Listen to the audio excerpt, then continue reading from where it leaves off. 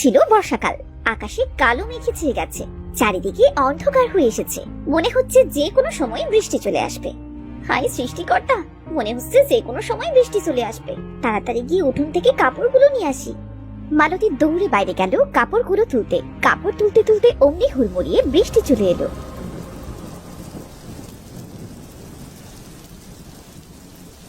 ইস, ভিজেই গেলাম তো। আরেকজনের কি কোনো হুঁশ আছে? সেই দুপুরে কটা খেয়ে ঘুমিয়েছে তো ঘুমিয়েছে, আর কোনো হুঁশ নেই। বলি শুনছো, এবার ওঠো না, পড়ে পড়ে আর কত ঘুমাবে? গিন্নি, জ্বালিও না তো, আমাকে একটু শান্তিতে ঘুমাতে দাও। তোমার জ্বালায় একটু ঘুমিয়েও শান্তি নেই। ইস, কথা শোনো লোকের। আমি নাকি ওদের জ্বালাই, শান্তিতে ঘুমোতে দিই না। কথাগুলো শুনলে গায়ে জ্বালা করে। ইস গিন্নি, একটু চুপ করো তো, তোমার ঘ্যান ঘ্যান আর ভালো লাগছে না। নাও, আমি উঠে গেছি, এবার তোমার শান্তি। ওগো, রাগ করছো কেন? বাইরে দেখো কি মুষলধারে বৃষ্টি নেমেছে, আর তাই জন্যই তো তোমায় ডাকছিলাম। কই দেখি তো। তাই তো গিন্নি, এ তো প্রচুর পরিমাণে বৃষ্টি নেমেছে। হ্যাঁ গো হ্যাঁ, এই জন্যই তো তোমায় ডাকছিলাম। যাক, ভালোই হলো। যে পরিমাণে রোদ গরম পড়েছিল, বৃষ্টি পেয়ে সবকিছু ঠান্ডা হয়ে যাবে। হ্যাঁ, তুমি ঠিকই বলেছো। গাছপালাগুলো আবার সতেজ হয়ে যাবে, মানুষ পশু পাখিগুলো সব হাঁপ ছেড়ে বাঁচবে। এভাবে বেশ কিছুক্ষণ বৃষ্টি হবার পর বৃষ্টি থেমে গেল। গিন্নি, বৃষ্টি তো থেমে গেছে, এবার একটু বাইরে থেকে ঘুরে আসি। তোমার যদি বাইরে কোনো কাজ থাকে তাহলে তাড়াতাড়ি সেরে নাও। ঠিক আছে, তুমি এই বেলায় আর বেশিক্ষণ বাইরে থেকো না, তাড়াতাড়ি ঘরে ফিরে এসো কিন্তু। ঠিক আছে, আসবো। মাঠ ঘাটের কি অবস্থা দেখেই চলে আসবো। মঙ্গল বাইরে চলে গেল। মালতী বাড়ির কাজগুলো শেষ করতে লাগলো। বাবা, কত বৃষ্টি নেমেছে! মাঠ ঘাটগুলো সব পানিতে ভরে গেছে। চারদিকের পরিবেশটা কত সুন্দর দেখা যাচ্ছে। যাই, এবার বাড়ির দিকে যাই। মঙ্গল বাড়ি ফেরার পথে একটা ছোট্ট ডোবা দেখতে পেল। ডোবার মধ্যে মাছ কিলিবিলি করছে। কি রে, মনে হচ্ছে এই ডোবায় বেশ কিছু মাছ আছে। দেখি গিয়ে মাছগুলো ধরতে পারি কিনা। মনে তো হচ্ছে সবগুলো চিংড়ি মাছ। মঙ্গল একে একে সবগুলো মাছ ধরতে লাগলো। সে অনেকগুলো চিংড়ি মাছ পেল। বাহ, অনেকগুলো চিংড়ি মাছ পেয়েছি। মাছগুলো তো দেখতে বেশ বড় বড়। যাই, বাড়ি নিয়ে যাই, গিন্নি দেখলে খুব খুশি হবে।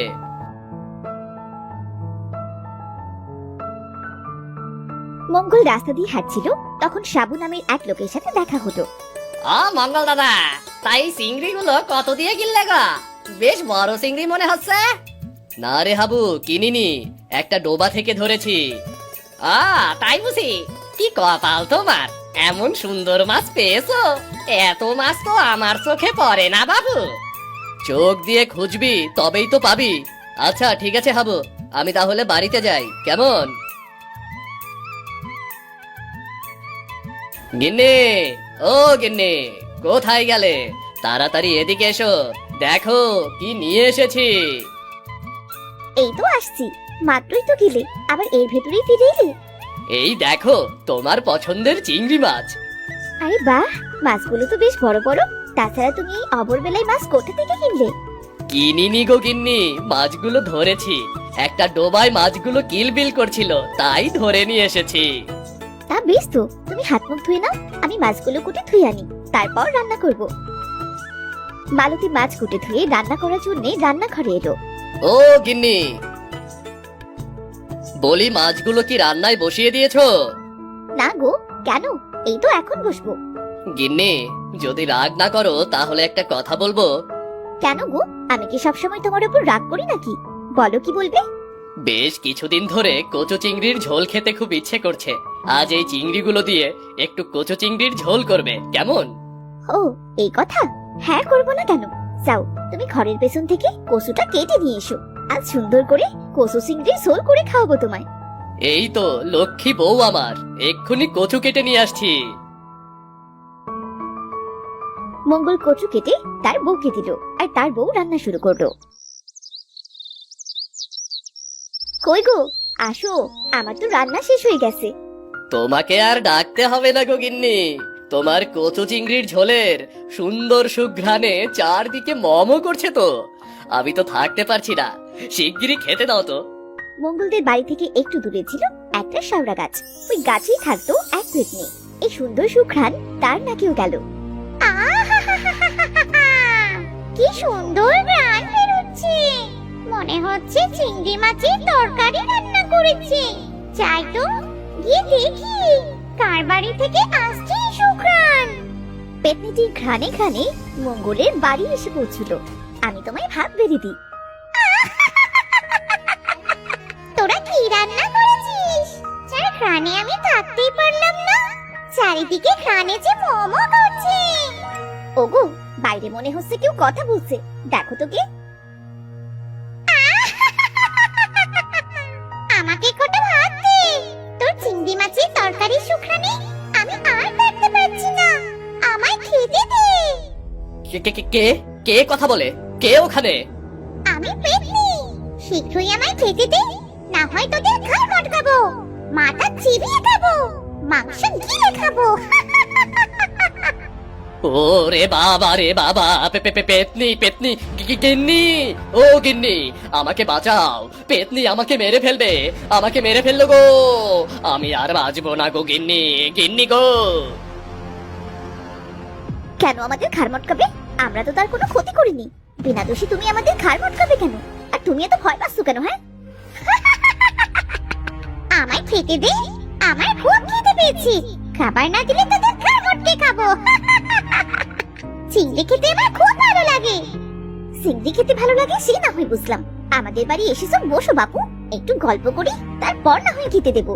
তা না, তুমি খালি বলছো ঘাড় মটকে দেবে। গিন্নি, তোমার মাথা কি ঠিক আছে? তুমি পেতনিকে বসতে বলছো কেন? নিজের বিপদ নিজেই ডেকে আনছো। চুপ করো তো, তুমি না পুরুষ মানুষ, এত ভয় পাচ্ছ কেন? হ্যাঁ, চুপ করে থাকো আর দেখো আমি কি করি। হ্যাঁ, কথাটা তো তুই মন্দ বলিসনি। আচ্ছা নে, আমি এখানে বসি, আর তুই আমার জন্য খাবার নিয়ে আয়, খেতে খেতে তোদের সাথে বসে গল্প করবো খন। আচ্ছা পেতনি দিদি, তুমি এখানে বসো, আমি তোমার জন্য খাবার নিয়ে আসছি। গিন্নি, বলি কি, পেতনি তোমার কোন কালের দিদি? তুমি দেশে আর মানুষ পেলে না, পেতনিকেই তোমার দিদি বানাতে হচ্ছে। তোমাকে না চুপ থাকতে বলেছি, তুমি এখানে বসে থাকো, আমি তোমার খাবার নিয়ে আসি। আগে খাবারটা দিয়ে পেতনি দিদির মাথা ঠান্ডা করতে হবে। ওরে বাবা গো, আমি পেতনির কাছে থাকতে পারবো না, আমাকে তোমার সঙ্গে নিয়ে চলো। তুমি কি বলো তো, পুরুষ মানুষ হয়ে এত ভয় পেলে চলে? আচ্ছা চলো আমার সাথে। এরপর মঙ্গলের বউ পেতনির জন্য ভাত আর কচু চিংড়ি ঝোল নিয়ে এলো। এই নাও গো পেতনি দিদি, এবার তুমি খেয়ে নাও, খাবার খেয়ে তোমার মাথা ঠান্ডা করো। খুব খিদে পেয়েছে, খিদে পেলে আবার আমার মাথা ঠিক থাকে না। তোদের কচু চিংড়ি খানে আমার খিদেটা আরো দ্বিগুণ বেড়ে গেছে। তাড়াতাড়ি খেয়ে নাও। পেতনি এবার খাওয়া শুরু করলো, খেতে খেতে বলতে লাগলো, বাহ মালতী, তুই তো খুব সুন্দর রান্না করিস, রান্না খুবই সুস্বাদু হয়েছে, তা তোরাও আমার সাথে খেয়ে নে না, তোরা তো খাসনি। আচ্ছা তুমি তাহলে খেতে লাগো, আমি আমাদের খাবার আনছি। না না, আমি পেতনির সাথে থাকবো না, ভাত আমার গলা দিয়ে নামবে না। পেতনিকে দিয়ে কোনো বিশ্বাস আছে নাকি? ভাত খেতে খেতে কখন না জানি আমার ঘাটটাই মটকে দেয়, আমি থাকবো না বাবু। এই মালতী, তোর বড়টা এত ভয় করে কেন রে? পুরুষ মানুষের এত ভয় থাকলে চলে? আমি তোদের ঘাড় মটকাবো না, যা তোরা খেয়ে নে। ঠিক বলছো তো, মনে থাকে যেন। হ্যাঁ থাকবে, আমাকে চালাস না তো, শান্তিতে খেতে দে, না হলে কিন্তু। না না না, আমি যাচ্ছি। এরপর তারা সবাই একসাথে খাবার শেষ করলো।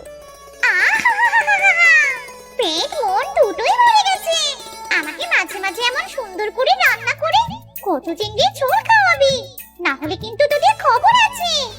ঠিক হয়েছে, এবার ঠেলা বোঝো আর একটু দিদিকে খাওয়াও, আরো যত্ন আত্তি করো তোমার পেতনি দিদিকে।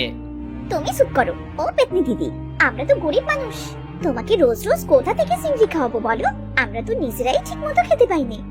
আমাকে খেতে দিবি না তাই বলে মিথ্যে কথা বলছিস? খেতে পাস না তাহলে চিংড়ি পেলি কোথা থেকে? এই মাছ তো উনি মাঠ থেকে ধরে এনেছে, আজ না বৃষ্টি হয়েছিল তাই মাঠ থেকে ধরে এনেছিল। হ্যাঁ গো গিন্নি, হ্যাঁ একদম সত্য কথা, একটুও মিথ্যা বলছি না। কচু না হয় বাড়িতেই আছে, ওটা রান্না করে দিতে পারবো, কিন্তু চিংড়ি পারবো না।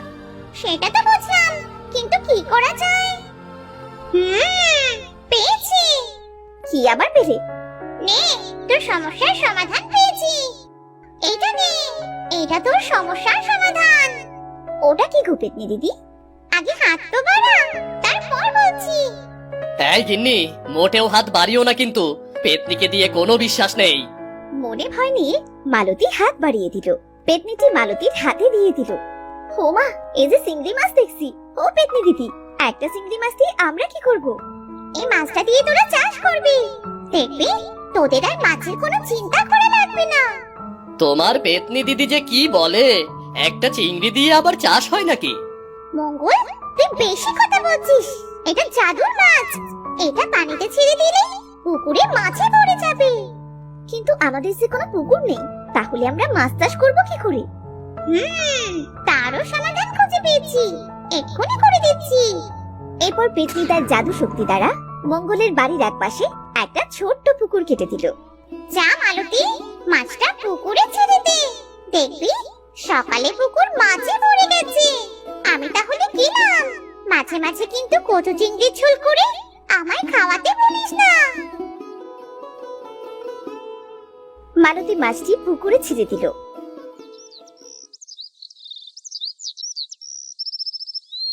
পরদিন সকালে, ওগো ওগো দেখো না, সারা পুকুর যে মাছে ভরে গেছে। পেতনিকে দিদি বানিয়ে কি কোনো ভুল করেছি বলো?